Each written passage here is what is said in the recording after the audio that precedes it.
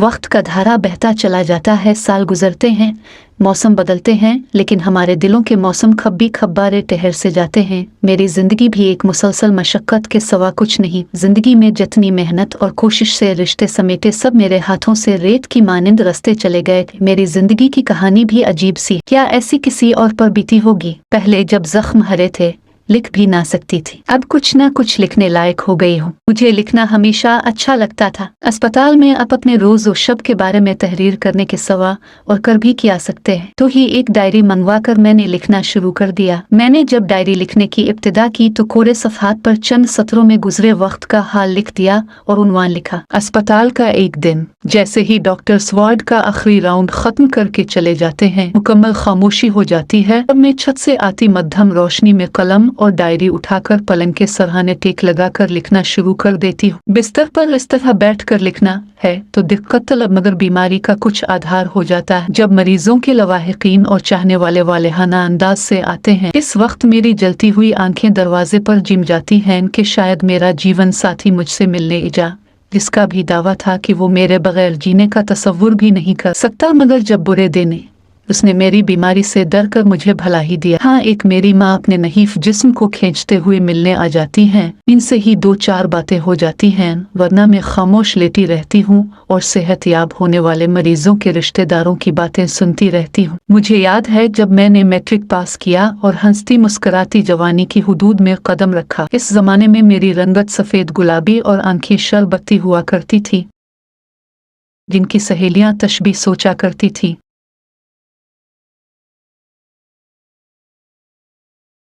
इस खुशियों और बेफिक्री से भरपूर दौर में मुझे किसी की नज़र लग गई और अचानक किसी बीमारी का हमला हुआ जो शुरू में बिल्कुल मामूली नौयत का था, मगर बाद में किस मुश्किल से गुजरी लिख ना पाऊंगी।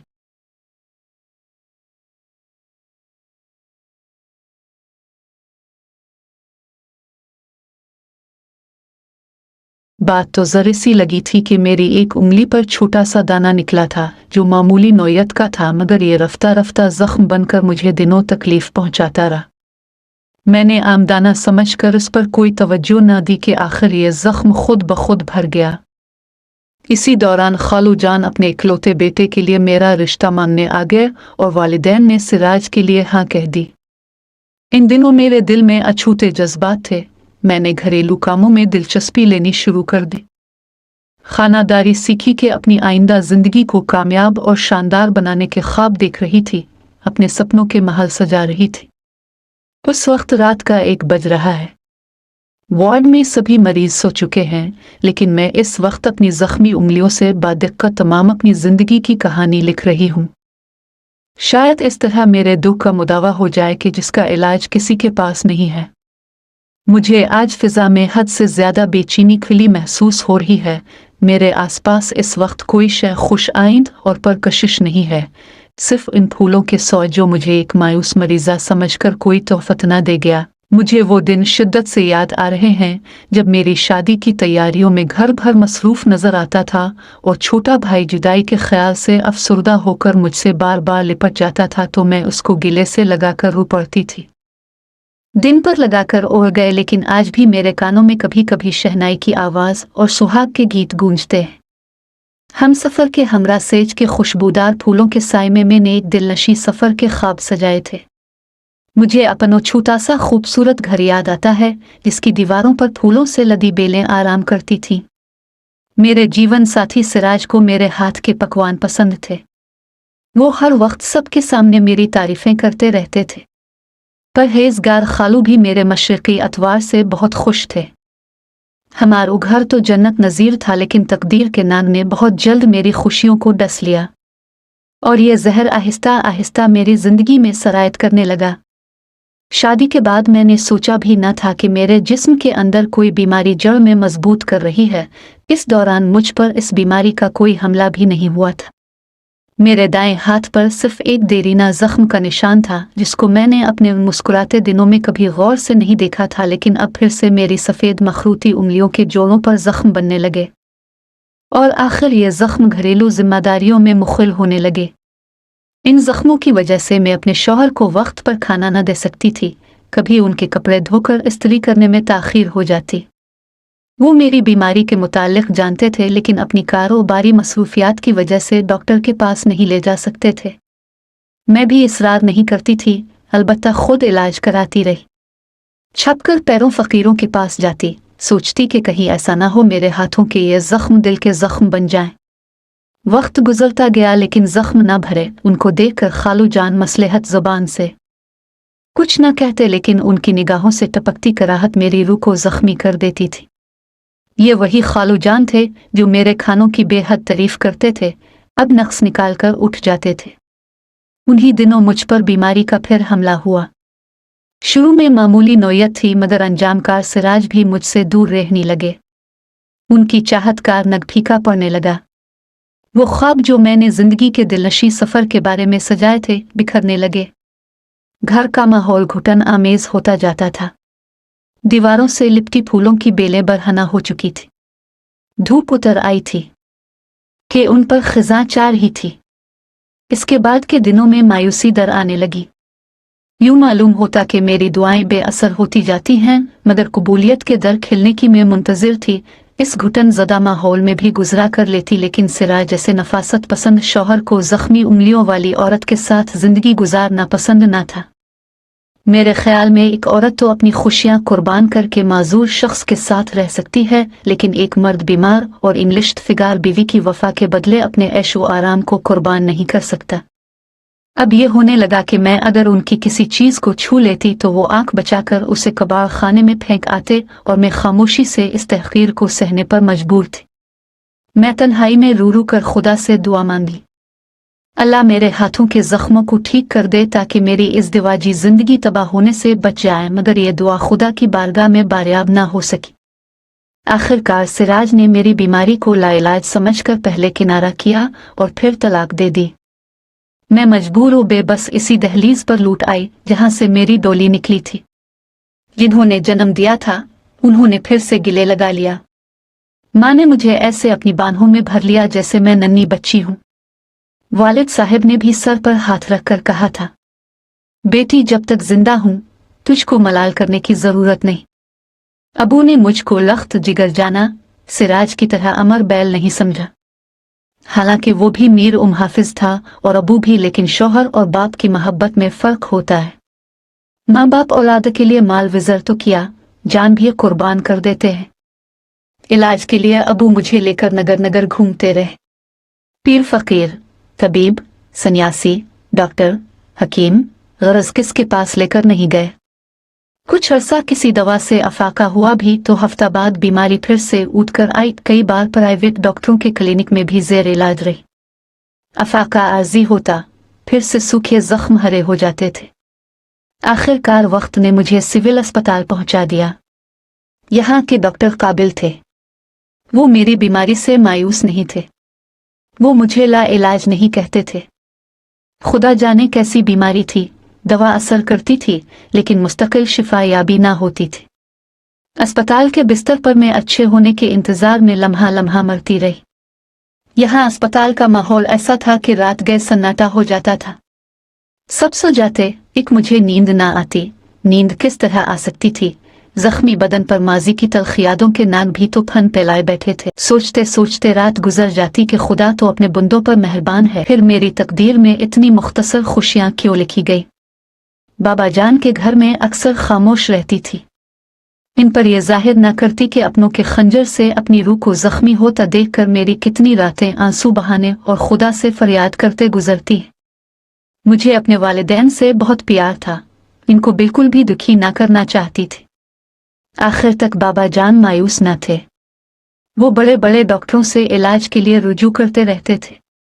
शायद उनका ख्याल होगा कि मैं एक बार मुकम्मल शिफायाब हो जाऊं तो वो फिर से मेरा घर बसाने का एहतमाम कर दे।